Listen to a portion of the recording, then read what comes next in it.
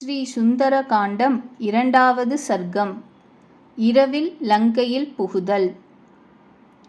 அந்த மகாபலவான் ஒருவராலும் கடக்க முடியாத கடலை கடந்து அனாயாசமாயிருப்பவராய் திரிகூட்ட மலையின் ஏற்றத்தில் நிலை பெற்றுள்ள லங்கையை கண்ணுற்றார்.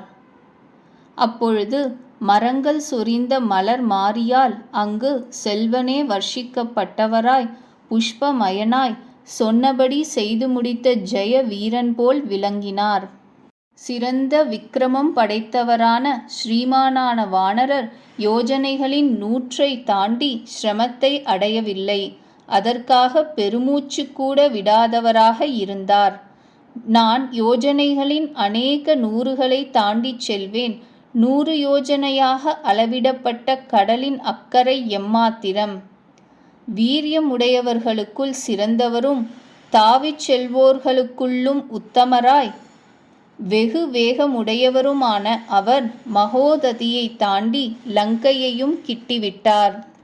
நீல நிறமுள்ள பசும் புல்லுத் தரைகளையும் கற்கள் நிறைந்ததும் மரங்கள் அடர்ந்ததும் நறுமணம் கமழ்ந்ததுமான சோலைகளையும் நேர் வழியாகவே சென்றார். வெகு தேஜோவானும் வானர சிரேஷ்டருமான ஹனுமார் மரங்கள் செறிந்த மலைகளையும் மலர்கள் நிறைந்த வன வரிசைகளையும் சுற்றி உலாவினார்.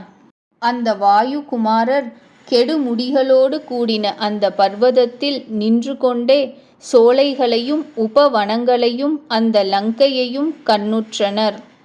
அழகாய் புஷ்பித்திருந்த தேவதாருக்களையும் கோங்குகளையும் பேரீஞ்சுகளையும் முரளிகளையும் எலுமிச்சைகளையும் மலைமல்லிக் கொடிகளையும் தாழைகளையும் நன்மணம் நிறைந்த பிரியங்குகளையும் கடம்ப விருட்சங்களையும் ஏழிலை பாலை மரங்களையும் புஷ்பமயமாயிருக்கின்ற மருத மரங்களையும் மலைச்சரத்திச் செடிகளையும் அலரிச் செடிகளையும் அப்படியே புஷ்ப பாரத்தால் வளைந்தும் மொக்குகள் உடையதுமான பக்ஷிகள் நிறைந்ததும் காற்றினால் அசைக்கப்பட்ட நுனிகள் உடையதுமான விருட்சங்களையும் அன்னங்கள் நீர்க்காகங்கள் இவை நிறைந்த தாமரைகளும் நீலோத்பலங்களும் நிறைந்த நடைவாபிகளையும் பற்பல நீர்நிலைகளையும் எல்லா பருவங்களிலும் பழங்களும் பூக்களும் நிறைந்த பலவகை மரங்களினால் அடர்ந்த நானாவிதமான மனோகரங்களான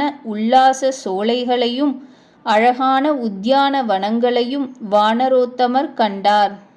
லக்ஷ்மிவானான ஹனுமார் ராவணனால் ஆளப்பட்ட லங்கையை கிட்டி சீதையை கவர்ந்து கொண்டு வந்த காரணத்தாலே ராவணனாலும் கொடுவில்லாளிகளான இடைவிடாது உலவுகின்ற ராட்சசர்களாலும் நன்றாக காவல் செய்யப்பட்டதும் நாற்புறங்களிலும் தாமரைகளோடும் நீலோத்பலங்களோடும் கூடிய அகழிகளால் அலங்கரிக்கப்பட்டதும் பொன்மயமான மதிர் சுவரினால் சூழப்பட்டதும் சரத்காலத்து மேகங்களை நிறைந்த நிகர்ந்த நவக்கிரகங்கள் போன்ற மாளிகைகளாலும் வெண்மை நிறமாய் உயர்ந்தகன்று நீண்ட வீதிகளாலும் பொன்மயமான திவ்யமான கொடி வரிசைகளால் சித்திர வேலைகள் செய்யப்பட்ட தோரண வாயில்களாலும் நிறைந்திருக்கப்பட்டதும் அட்டாளைகள் மிகுந்ததும் சிறு கொடிகள் பெரு கொடிகள் நெருங்கினதாயும் அழகு பெற்றதாயும் தேவலோகத்தில் தேவ நகரத்தை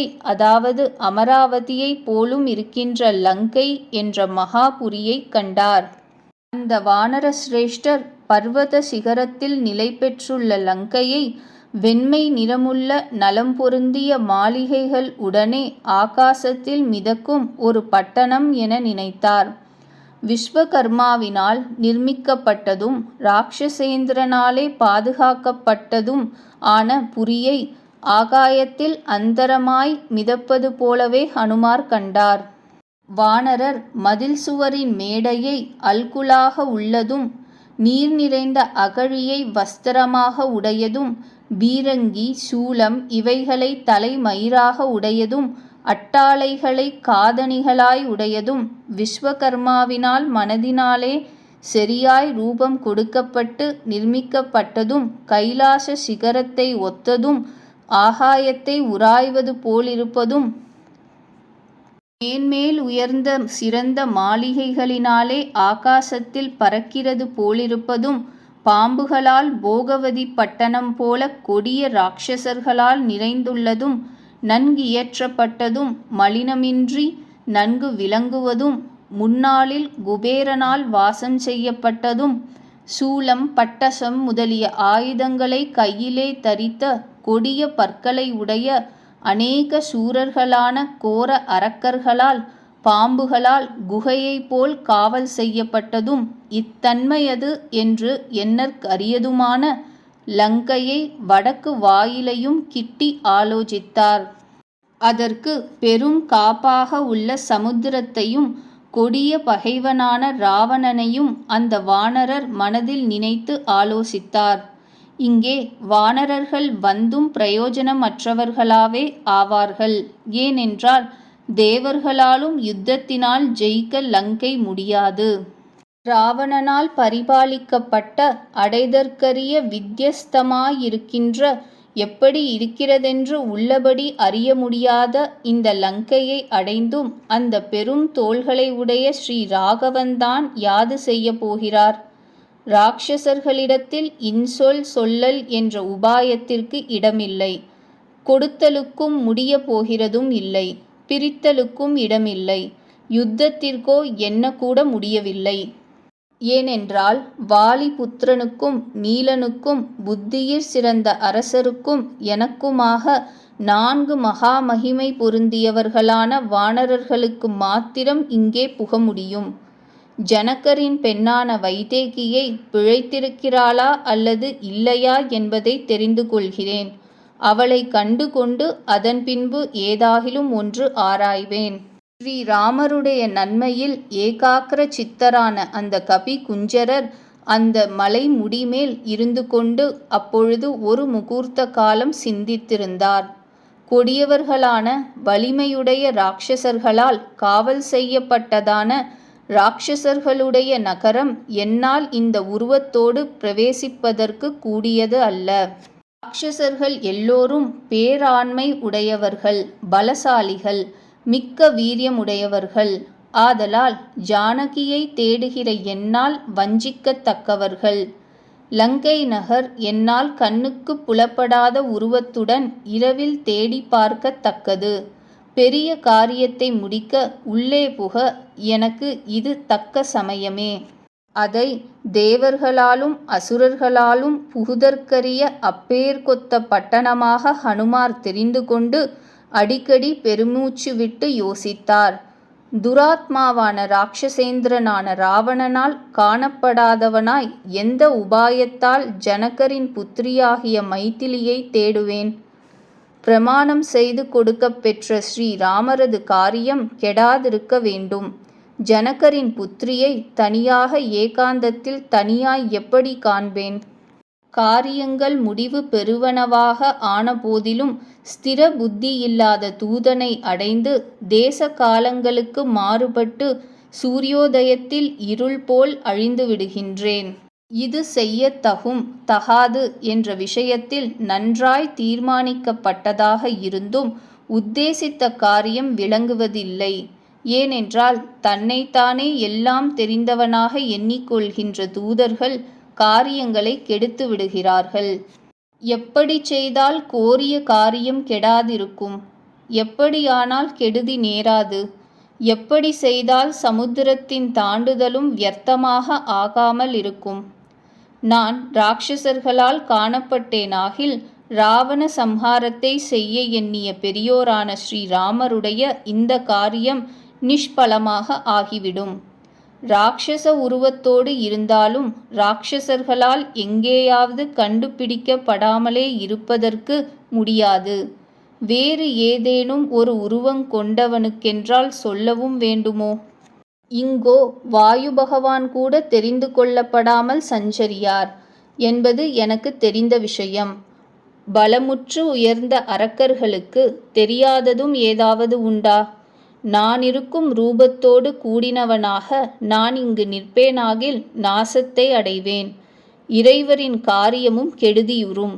ஆகையால் நான் சிறியதான உருவத்தை தரித்தவனாய் இயல்பான உருவத்தோடு ஸ்ரீ ராகவருடைய காரியம் சித்தியடையும் பொருட்டு இரவில் லங்கையில் புகக்கடவேன். ராவணனுடைய புகவரிய நகரத்தை இரவில் புகுந்து மாளிகையெல்லாம் ஆராய்ந்து தேடுபவனாய் ஜனகரின் புதல்வியை கண்டு பணிவேன். அப்பொழுது வானர வீரரான ஹனுமார் இவ்வண்ணம் சிந்தை செய்து வைதேகியினுடைய தர்சனத்தில் ஆவலுற்றவராய் சூரியனுடைய அஸ்தமய காலத்தை எதிர்பார்த்து இருந்தார். சூரியன் அஸ்தமித்ததும் மாருதி தேகத்தை சுருக்கி பூனை எவ்வளவு இருப்பவராய் அற்புத தோற்றம் உடையவராக இரவில் ஆனார். வீரியவானான ஹனுமார் ராத்திரி முதல் ஜாமத்தில் நன்றாக வகுக்கப்பட்ட ராஜ வீதிகளை உடைய அழகிய பட்டணத்தில் விரைந்து பாய்ந்து புகுந்தார். மாளிகைகளின் வரிசைகளை உடையதாய் பொன்னாலும் வெள்ளியாலும் செய்த ஸ்தம்பங்களாலும் ஸ்வர்ணமயமான ஜன்னல்களாலும் 7-8 மச்சுகளினாலும் ஸ்படிக கற்களோடு தங்கத்தால் இழைக்கப் பெற்ற தலங்களாலும் கந்தர்வ நகரம் போன்ற பெரிய நகரத்தை அவர் கண்ணுற்றனர். அதில் ராட்சசர்களுடைய அந்த மாளிகைகள் வைடூரிய மணிகள் இழைத்து விசித்திரங்களாயும் முத்து வடங்களினால் அலங்காரம் செய்யப்பட்டும் உள்ள தலங்களினால் மேன்மை பெற்று விளங்கின. அரக்கர்களுடைய பொன்னார் செய்த விசித்திரமாகிய தோரண வாயில்களும் எங்கும் நன்றாய் அலங்கரிக்கப்பட்ட லங்கையை விசேஷமாய் விளங்கச் செய்தன. வெள்ளிய உயர்ந்த மாளிகை வரிசைகளுடையதும் உயர்ந்த பொன்னார் செய்யப்பட்ட சாளரங்களை உடையதும் கொடிய பலசாலிகளான நிசாச்சரர்களால் சூழப்பட்டதும் ராவணனது புஜ பலத்தினால் பாதுகாக்கப்பட்டதும் புகழ் மலிந்ததும் இத்தன்மையது என சிந்தித்தற்கு அரியதும் வியப்புறத்தக்க அழகினை உடையதுமான லங்கையை மகாகபி கண்டு அகம் மகிழ்ந்தவர் ஆயினும் அவர் வைதேகியின் தர்சனத்திலேயே ஆவலுற்றவர் ஆதலால் ஏக்கம் பிடித்தவராய் இருந்தனர். சந்திரனும் இவருக்கு துணை புரிபவர் போல் நட்சத்திர கூட்டங்களோடு நடுவை அடைந்து விளங்குபவராய் நிலாவாகிற மேற்கட்டினால் உலகத்தை வியாபித்து 10,000 கிரணங்களோடு கூடியவராய் உதயமாயினர். சங்கம் போன்ற காந்தி உடையவரும் பால் தாமரை தாள் இவைகளின் வர்ணமுடையவரும் உயரச் சென்று கொண்டு மிகவும் பிரகாசிக்கிறவருமான சந்திரனை அவ்வானர வீரர் தாமரை யோடையில் நீந்தி கொண்டு வரும் ஹம்சம் போல் கண்டார். 2வது சர்க்கம் முற்று பெற்றது.